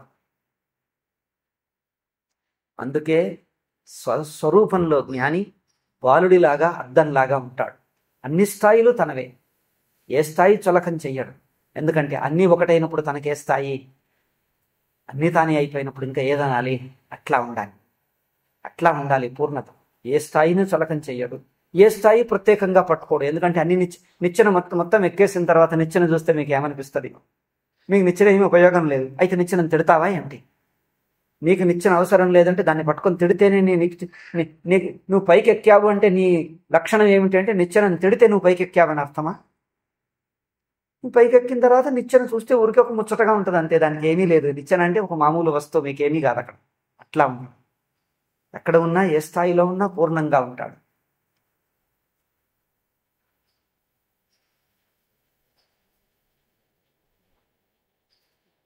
అయితే కార్యక సృష్టి చెప్తున్నది ఆయా సందర్భంలో ఆయా సాధకుడి యొక్క ఆ కర్మలను భగవన్మయంగా చూడటానికి.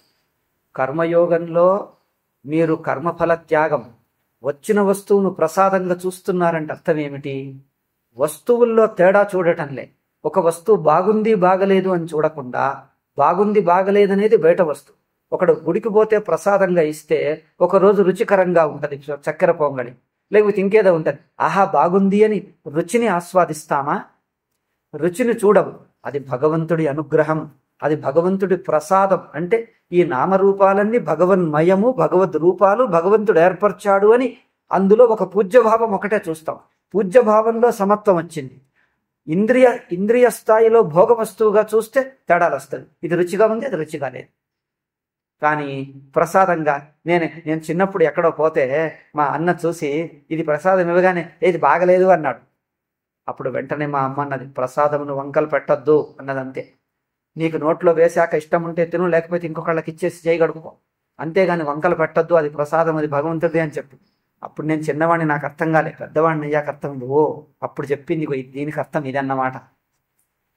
ప్రసాదమును వంకలు పెట్టొద్దు, ప్రసాదం ఇస్తే వద్దు అనొద్దు, నీకు షుగర్ ఉన్నా వద్దనొద్దు, తీసుకొని కళ్ళకద్దుకొని ఇంకొకళ్ళకి ఇచ్చేసే, కానీ వద్దు అనదు. భగవంతుడి అనుగ్రహం వద్దంటామా? భగవంతుడి అనుగ్రహం వద్దంటే మరి ఏం కావాలి? సంసారం కావాలా, దుఃఖం కావాలా, నరకం కావాలా? ఏది బాగుంది? అందుకోసం వద్దనొద్దు, అది ప్రసాదం, వస్తువు కాదు అక్కడ నీకు ఇచ్చింది. నీకు నాలుకకు రుచికరమైన వస్తువు ఇవ్వటంలే, భగవంతుడికి నైవేద్యం పెడితే ఆయన అనుగ్రహంగా వచ్చింది. అనుగ్రహంగా స్వీకరించు, తర్వాత ఇంకేదో చేయి, కానీ అనుగ్రహాన్ని కాదనుకోడు.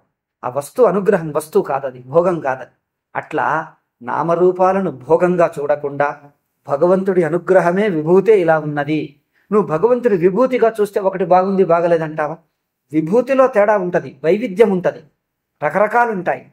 ఒకటి మన్ను ఉంటుంది, ఒకటి రాయి ఉంటుంది, ఒకటి మనిషి, ఒకటి చెట్టు, ఒకటి శక్తి, ఒకటి సామర్థ్యం, రకరకాలుగా గుణాలు శక్తులు రకరకాలు ఉంటాయి. కానీ అన్నీ భగవద్ రూపాలే. దేన్ని రాగద్వేషం పెట్టము, దేని మీద రాగద్వేషం పెట్టుకోం. ఏది బాగుంది బాగలేదు, నచ్చింది నచ్చలేదనము. ఎట్లున్నా అది భగవంతుడిదే, భగవద్ రూపమే. అంటే పూజ్య భావంలో సమానత, ప్రసాద బుద్ధిలో సమానత, భోగబుద్ధి చూడం. మరి ఈ సమానత చూస్తున్నప్పుడు భోగబుద్ధి వదిలి చూస్తే ఒక సాక్షి భావము యొక్క ఒక అంశం వచ్చిందా లేదా? అన్నిటినీ సగుణమయంగా పూజ్య భగవన్మయంగా చూస్తే మొత్తం అవస్థ అంతా ఒక్కటిగా చూస్తున్నామంటే ఒక చిన్న సాక్షిభావం యొక్క కొంత భావం రానే వచ్చింది. కర్మయోగంలోనూ సాక్షిభావమే. సాక్షి యొక్క సోపాధిక భావం అక్కడున్నది. అంటే సాక్షి యొక్క సాత్విక సత్వగుణ ఉపాధితో కూడినటువంటి భావం వచ్చింది. మరి సమత్వ భావంలోను, అన్నియు భగవద్భావంతో చూడటంలోను, ఈశ్వర విభూతిగా చూడటంలోను భోగబుద్ధిని భోగం ఏమిటి? రజోగుణం. రజోగుణ ఉపాధితో చూస్తే అది భోగభావం అవుతుంది. సత్వగుణ ఉపాధితో చూస్తే అన్నిటిలోనూ పూజ్యభావం భగవద్భావం చూస్తే అది కూడా సాక్షి. సాత్విక ఉపాధిలో సాక్షే ఉన్నాడు. తన సాక్షి రూప చైతన్యమును సాత్విక ఉపాధితో అన్నియూ పూజ్యభావంతో చూస్తున్నాడు. మరి కర్మయోగంలో పూజ్యభావం లేదని, కర్మయోగం సాక్షికి విరుద్ధమని, కర్మలు గిరుమలు ఏమీ చెయ్యొద్దని ఇది ఎవరు చెప్పిన బుద్ధి? అంటే రజోగుణమును వదిలించి సత్వగుణ ఉపాధితో సాక్షిని చూస్తే తర్వాత అది వదిలేసి కేవలం శుద్ధ సాక్షిని చూస్తావు. నువ్వు సత్వగుణ ఉపాధితోనే చూడొద్దు, అప్పుడే నీకు నిర్గుణం బాగా వస్తుందా? ఇది ఏం బుద్ధి? ఎవరు చెప్పిన బుద్ధి? నిచ్చెన తీసేస్తే బాగా ఎక్కుతాడు అన్నట్టుకున్నది. నిచ్చెన తీసేస్తే బాగా అంటే వీళ్ళెవరు స్వయంగా నామరూపాలను దాటిన వాళ్ళు కాదు. దాటిన వాడికి తెలుసు ఎట్లా దాటాలో. దాటకుండా పట్టుకుంటే ఊరికే తిట్టడమే వస్తుంది. నామరూపమును వదిలి చిన్మాత్రంగా ఉంటే నువ్వు ఎట్లా ఉన్నావో తెలుస్తుంది. అది అప్పుడు వాడికి అవసరం తెలుస్తుంది. ఒక పుస్తకం చదివిన వాడికి ఆ పుస్తకంలో ఏముందో విలువ తెలిస్తే ఇంకొకటికి చదవమనిస్తాడు. వీడే చదవకపోతే ఏమున్నదిలే అంటాడు. చదవకుండా ఏమున్నదిలే అని సులువుగా అనొచ్చు. ఆ నామరూప సంబంధమును దాటితే దాటటంలో కలిగిన ఇబ్బంది ఏమిటి, నువ్వు ఏం చేస్తే దాటావు నీకు తెలుస్తుంది. ఎక్కడ తట్టుకుపోయావు, మళ్ళీ ఎలా కష్టపడితే దాటావు అది తెలుస్తుంది. అప్పుడు ఇంకొకటికి చెప్పొస్తుంది, అట్లా ఊరికే తీసి పారేస్తే పోదయ్యా, ఇగో ఇలా దాటాలి, దాన్ని ఏ భావంతో చూడాలి, మళ్ళీ భోక్తృత్వం దాటు, కర్తృత్వం దాటు, మళ్ళీ ప్రమాతృ ప్రమేయమును సమష్టిగా చూడు, దాన్ని అప్పుడు చైతన్యంలో బాధితం చెయ్యి. ఆ మెట్టు స్పష్టంగా రావాలి. లేకపోతే ఆ మెట్టును ఊరికే దూకేసావా, ఆ మెట్టును దూకేస్తే మాట అవుతుంది, అక్కడ నీ మనస్సు దాటటంలే. ఊరికే దూకేసి అంతా బ్రహ్మ అంటే అది మాట అవుతుంది, నీ మనస్సు దాటటంలే. తన మనస్సు దాటనప్పుడు అది ఊరికే మాట అయిపోతుంది. నువ్వు ఎట్లా దాటావో నీకు తెలిస్తే అప్పుడు ఇంకొకటిని అలా అనవు, ఒక్కొక్క మెట్టు దాటిస్తాడు. అట్లా అందుకే లోకులు పెద్ద మాటలు మాట్లాడేస్తే గొప్ప అయిపోరు. అందుకే పండితులు మాట్లాడుతుంటే ఎక్కడ ఏ విషయం చెప్పాలి, ఉదాహరణకి ఏదో రామాయణ కథ చెప్తున్నాం అనుకోండి, అక్కడ ఏది అవసరమో అంతే చెప్తాడు. ఒక శ్లోకం ఉన్నది, ఒక విషయం ఉన్నది, మీకు అర్థం కావటానికి ఎంత అవసరమో అంతే వివరించి చెప్తాడు. కానీ పండితులకు ఏమవుతుంది, తన పాండిత్యం ఇక్కడ మనస్సులో కూర్చొని బరువై మధ్య మధ్య చూపించాలనిపిస్తుంది ఇతరులకు, శ్రోతలకు. అయితే ఆ సందర్భంలో అవసరం లేని పాండిత్యాన్ని తీసుకొచ్చి ఎత్తి చూపిస్తాడు. అది వేరే చోట అవసరం, ఎక్కడ అవసరమో అక్కడ చెప్పంతే. ఇక్కడ ఎందుకు చూపిస్తాడంటే నాకు ఇంత తెలుసు చూడు అని వాళ్ళకి చెప్పాలి, నాకు ఈ శ్లోకం వస్తుంది చూడు అని అక్కడ అవసరం లేకుండా శ్లోకం ఉదాహరించాలి. కాదా, అమ్మో ఎన్ని శ్లోకాలు వచ్చాయనకు అనిపించాలి కదా శ్రోతలకు. ఇప్పుడు ఈ ఈ ఈ విషయం చెప్తున్నప్పుడు ఆ శ్లోకం అవసరమా, ఎంత అవసరమో అంత ఎత్తి చూపు. శ్లోకాలు ఎన్నో రావచ్చు, వచ్చినవి ఇక్కడెందుకు, ఎంత అవసరమో అంతే ఎత్తి చూపించు. అట్లా కాదు, దీనికి సంబంధం లేకుండా శ్లోకాలు ఎత్తుతాను అంటే అర్థం ఏమిటి, ఊరికే పాండిత్యం చూపించాలి. ఎందుకు చూపించాలి అంటే మరి లోపల ఏం లేకపోతే ఈ బయట వేషాలు మొదలవుతాయి. నిండుకుండా తొణకదు అన్నారు. లోపల తాను బ్రహ్మగా ఉంటే దేన్ని నిందించనక్కర్లే, అన్నీ బ్రహ్మ అవుతాయి. వాడు అజ్ఞానిగా ఉన్నప్పుడు వాడికి అనిపించవచ్చు, కానీ ఆ వాడున్న స్థితి నామరూపం బ్రహ్మే. మరి ఏదైతే నీకే అన్నీ బ్రహ్మే అయినవు. ఒకడు అజ్ఞానిగా కనిపిస్తున్నాడా నీకు, అది బ్రహ్మే అయిన నీకు బ్రహ్మగా కనిపించినప్పుడు వాడు అజ్ఞానిగా నీకు ఎక్కడ ఉన్నాడు? చూడండి, వాడిని పట్టుకొని తిట్టడం. ఒక నింద అనేది శాస్త్రం చేస్తున్నది, అది ఒక అర్థవాదం, అంతేగాని అతిగా మించి అనవసరంగా చెయ్యొద్దు. ఆ జిజ్ఞాసుకు ఎంత అవసరమో అంతే ఆ విషయాలు. అట్లా నామరూపాలను ఒకటొకటి దాటమని చెప్తోంది, ఎట్లా దాటాలో నేర్పిస్తోంది. దృష్టి ఇటు పెడితే తానే లేదు, ఎందుకు ఊరికే తిడితే మాత్రం పోతుందా? అది ఈ స్వరూప దృష్టిలో తానే లేదంతే, నువ్వు తిట్టాల్సిన అవసరం అవస్థ తానే లేదు అంతే.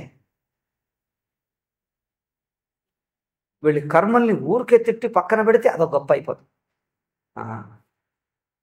మనము విగ్రహారాధన చేస్తాం, గుళ్ళు కడతాం, దేవుళ్ళని పెడతాం, పూజిస్తున్నాం. అయితే మనం గుడికి పోతే ఆ విగ్రహమును చూడగానే మనకేమనిపిస్తుంది? అయ్యో దేవుడు దర్శనం అంటే మనకు చూడగానే భగవంతుడనే పవిత్ర భావం కలుగుతుంది. భగవద్భావం కలవగానే వెంటనే నమస్కారం చేస్తాం, మళ్ళీ వచ్చేసాం. మనం చూసి అక్కడ చూడగానే భగవంతుడిని మర్చిపోయి, పూజ్యభావం మర్చిపోయి, భక్తిభావం మర్చిపోయి రాయి రాయి రాయి రాయి అని మనసులో రాయి కూర్చున్నదా మనకు? మరి ఈ గుళ్ళు కూల్చే వాళ్ళు ఉన్నారే, ఆ గుళ్ళు కూల్చే మహాత్ములు ఉన్నారు కదా, అక్కడి నుంచి వస్తారు, పాకిస్తాన్ నుంచి వస్తారు, ఇక్కడ కూడా ఉన్నారు వాళ్ళ వారసులు. అవునా? వాళ్ళ చుట్టాలు, వారసులు కాదు, వాళ్ళ చుట్టాలు. వీళ్ళకు మాత్రం రాయే ఆకర్షిస్తుంది, వాళ్ళ బుద్ధి అంతా రాయి రాయి రాయి రాయే కనిపిస్తుంది. అయితే ఒక పండితుడు అనేవాడు, ఒక మంచి వేదాంతి, ఆ ఇది రివర్స్ ద్వేషం అన్నాడు. రాయిలోనే వాళ్ళకి దేవుడు కనిపిస్తున్నాడు. ఎందుకు? మీరు ఇందులో దేవుణ్ణి పూజిస్తున్నారు, మీరు ఇందులో దేవుణ్ణి పూజిస్తున్నారు, అందుకోసం మేము దీన్ని పగలగొడతాం. వాడికి ఇందులో రివర్స్ గా దేవుడు కనిపిస్తున్నాడు. అంటే ద్వేషం కనిపిస్తున్నది ఇక్కడ. హిరణ్యకశిపుడికి ఎక్కడ హరి కనిపిస్తే వాడికి ద్వేషం. నువ్వు హరి అన్నావా వాడిని ద్వేషిస్తా, హరి అన్నావా ద్వేషిస్తా అన్నాడే హిరణ్యకశిపుడిలాగా. మీరు దేన్ని పూజ్యంతో చూస్తారో వాడు దాన్ని ద్వేషంతో చూస్తాడు. ఇది రివర్స్ భక్తి, ఉల్టా అయిపోయింది. మీరు మీరు చూస్తే వాడు ఏమన్నాడు, ఇగో ఈ రాయినే వాడు ద్వేషిస్తాడు. రాయిని పట్టి వెతికి విగ్రహాలు గులుస్తున్నాడు. నీకు ఇష్టం లేకపోతే పోకు గుడికి. ఆ గుడిని పగలగొడితేనే నీకు భక్తి అవుతుందా ఏమిటి? చూడండి, నీకు ఇష్టం లేకపోతే పోకు, వాడు చేసుకున్నవాడు చేసుకుంటాడు, నీకెందుకు? అదో మూర్ఖ బుద్ధి, దుష్ట బుద్ధి అంతే. అదేం భక్తి కాదు, అదో రాక్షసత్వం. అక్కడ రామాయణంలో రాక్షసులు వచ్చి ఋషులు తపస్సు చేస్తుంటే వాళ్ళని హింసించి వాళ్ళని తినేసి ఆ ఎముకలు ఇట్లా పెద్ద రాశి చేశారట.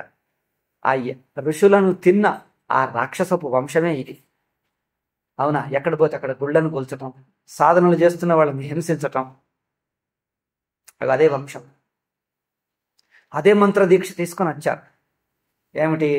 ఎవరన్నా ఆధ్యాత్మిక సాధన చేస్తే చెడగొడతాం, ఆ దీక్ష తీసుకొని నడుస్తున్నారు ఇట్లా. అందుకోసం నామరూపాలకు తమ స్థాయి ఉన్నది. స్థూలం నుంచి రూపం సూక్ష్మానికి రావాలి. అవునా? స్థూల ప్రపంచం అవస్థ అవుతుంది, అవస్థ చైతన్యం అవుతుంది. స్థూలం వృత్తి కావాలి. ఇంద్రియ గోచరమైన స్థూల పదార్థం మనోగోచర వృత్తిగా మారాలి. వృత్తి చైతన్యంగా జ్ఞానంతో అవుతుంది. చూడండి, స్థూల పదార్థము భావరూపం అవుతుంది. ఇంద్రియ గోచరమైంది స్థూలం, మనోగోచరమైంది భావం. స్థూలం నుంచి భావానికి రావాలంటే కర్మయోగం, ఉపాసన అవుతుంది. భావాత్మక వృత్త్యాత్మకం చిన్మయం కావాలంటే జ్ఞానంతో బాధితం అవుతుంది. నువ్వు స్థూలముని నేరుగా బ్రహ్మానేస్తే ఏది కాదు, అట్లాగే స్థూలం కూర్చుంటుంది. స్థూల పదార్థం సూక్ష్మం కావాలి అంటే అర్థం ఏంటిది? ఇంద్రియ గోచరమైన గట్టి పదార్థం మనోభావరూపం ఎత్తాలి. ప్రపంచం భావరూపం, విశ్వరూపం అంటే అర్థం ఏంటిది? స్థూల ప్రపంచము ఇంద్రియ గోచరమైన స్థూల ప్రపంచం మనోభావమే, ప్రపంచమంతా మనోభావమే. ప్రపంచంపై అవస్థ తయారవుతుంది, అవస్థ జ్ఞానంతో బాధితం. నువ్వు అవస్థ కాకముందు నువ్వు ప్రపంచం మిథ్యా అంటే ఏం చెప్పినా వదలదు. అది వృత్తి, కానీ వృత్తి అయితే చిన్మయంలో కల్పితం. నువ్వు వృత్తి కాకముందే బ్రహ్మ అనేస్తే రాయి బ్రహ్మ అవుతుంది. అవునా? స్థూల వస్తువే బ్రహ్మ అన్నట్టు అవుతుంది. అది కుదరదు, అది నిలవదు. మనస్సే నిలవదే, అక్కడ బ్రహ్మ లేనే లేదు. అందుకని స్థూలమును సూక్ష్మంగా చెయ్యి అంటే ఇంద్రియ స్థాయి నుంచి చూసింది మనోభావ స్థాయికి రాని. అప్పుడు ప్రపంచం అవస్థ కావాలి. ప్రపంచమును జడంగా చూసింది విశ్వరూపం అవుతుందని. విశ్వరూపం అంటే ఏమవుతుంది? పరమాత్మగా చూస్తాడు. పరమాత్మ అవయవాలకు. పరమాత్మ అంటే ఎవరు? పరమాత్మకు సూక్ష్మ శరీరం ఉంటుంది, స్థూల శరీరం ఉండదు. పరమాత్మకు సూక్ష్మ శరీరం అంటే అర్థం ఏంటిది? భావాత్మక శరీరం. అవస్థ అన్నామే, అవస్థాత్మక శరీరమే భగవంతుడు. ఇంద్రియంతో చూస్తే స్థూల వస్తువు అవుతుంది, జడ వస్తువు అవుతుంది. ఇంద్రియంకే కదా స్థూల జడం కనిపించేది. కనుక భావనాత్మకం చూస్తే జడం లేదు, అంతయు మనోభావాత్మకమే. అవస్థాత్మకం అవుతుంది, జడం పోతుంది. అందుకే అవస్థా స్పృహను చూస్తే పదార్థాలన్నీ అవస్థగా కనిపిస్తుంది, మనోభావాలుగా కనిపిస్తాయి. స్థూల వస్తువులు మనోభావాలుగా కనిపిస్తే అదే అవస్థాత్మక ఈశ్వరుడు అన్నాం. సూక్ష్మ రూపంగా. సూక్ష్మం అంటే అంతఃకరణ రూపం, స్థూలం అంటే ఇంద్రియ గోచరం. స్థూలం అంటే ఇంద్రియ గోచరం, సూక్ష్మం అంటే మనోగోచరం. మనోగోచరం అంటే మనోరూపం అంతే అర్థం. అంతయు అవస్థ మనోరూపం అయింది. ఆ మనోవృత్తి చైతన్యంలో కల్పితం అని తరంగమును ఏమయ్యా తరంగమును సముద్రంగా చూడొచ్చు, అలను నీరుగా చూడొచ్చు, కానీ మంచుగడ్డను నీరుగా చూడొస్తుందా? మంచుగడ్డను అలగా చెయ్యి, అలను నీరుగా చెయ్యి, జ్ఞానంతో వచ్చేస్తుంది. మంచుగడ్డను అలగా చెయ్యాలంటే ఉపాసన కర్మయోగం కావాలి. అలను నీరుగా చూడాలంటే జ్ఞానయోగం కావాలి. అవునా? నువ్వు మంచుగడ్డను అల చెయ్యకుండా నేరుగానే నీరు అంటే వాడు గట్టిగా కనిపిస్తుంది, నీరుగానే కాదు. అక్కడ ఇంత గట్టిగా నీరెట్లవుతుందండి అంటాడు, ఇంత గట్టిగా నీరెట్లవుతుందండి అంటాడు. కనుక మంచుగడ్డ నీరు కానీ ఆ కరగాలి అంటే భక్తి భావం కావాలి. అంత జగత్తంతా భావనాత్మకం కాదు, జగత్తంతయు భావనాత్మకం కావాలి. హృదయం కరగాలి అంటే ఏమిటి? రజోగుణం తమోగుణం తొలగి భోగాసక్తి మమకార ఆసక్తి తొలగితే ఇంద్రియ స్థాయి నుంచి చూడటం అని మనోస్థాయి నుంచి చూస్తాడు. అప్పుడు ప్రపంచం అవస్థగా కనిపిస్తుంది, పూజ్యమైన అవస్థగా, అంతా సగుణ బ్రహ్మగా కనిపిస్తుంది. దాన్ని అది అలా అవుతుంది. అప్పుడు విచారం చేస్తే అది నీరే, అలా అంతా నీరే అనేది మరుసటి మట్టులో అవుతుంది. అందుకే భక్తి ఉపాసనకు స్థానమే. నువ్వు స్థూలం పెట్టుకుని బ్రహ్మ అంటే ఎట్లా ఎట్లా?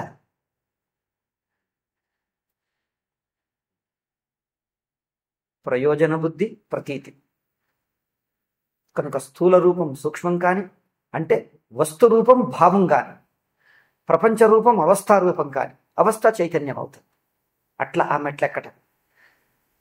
ప్రపంచం అవస్థ, అవస్థ చైతన్యం.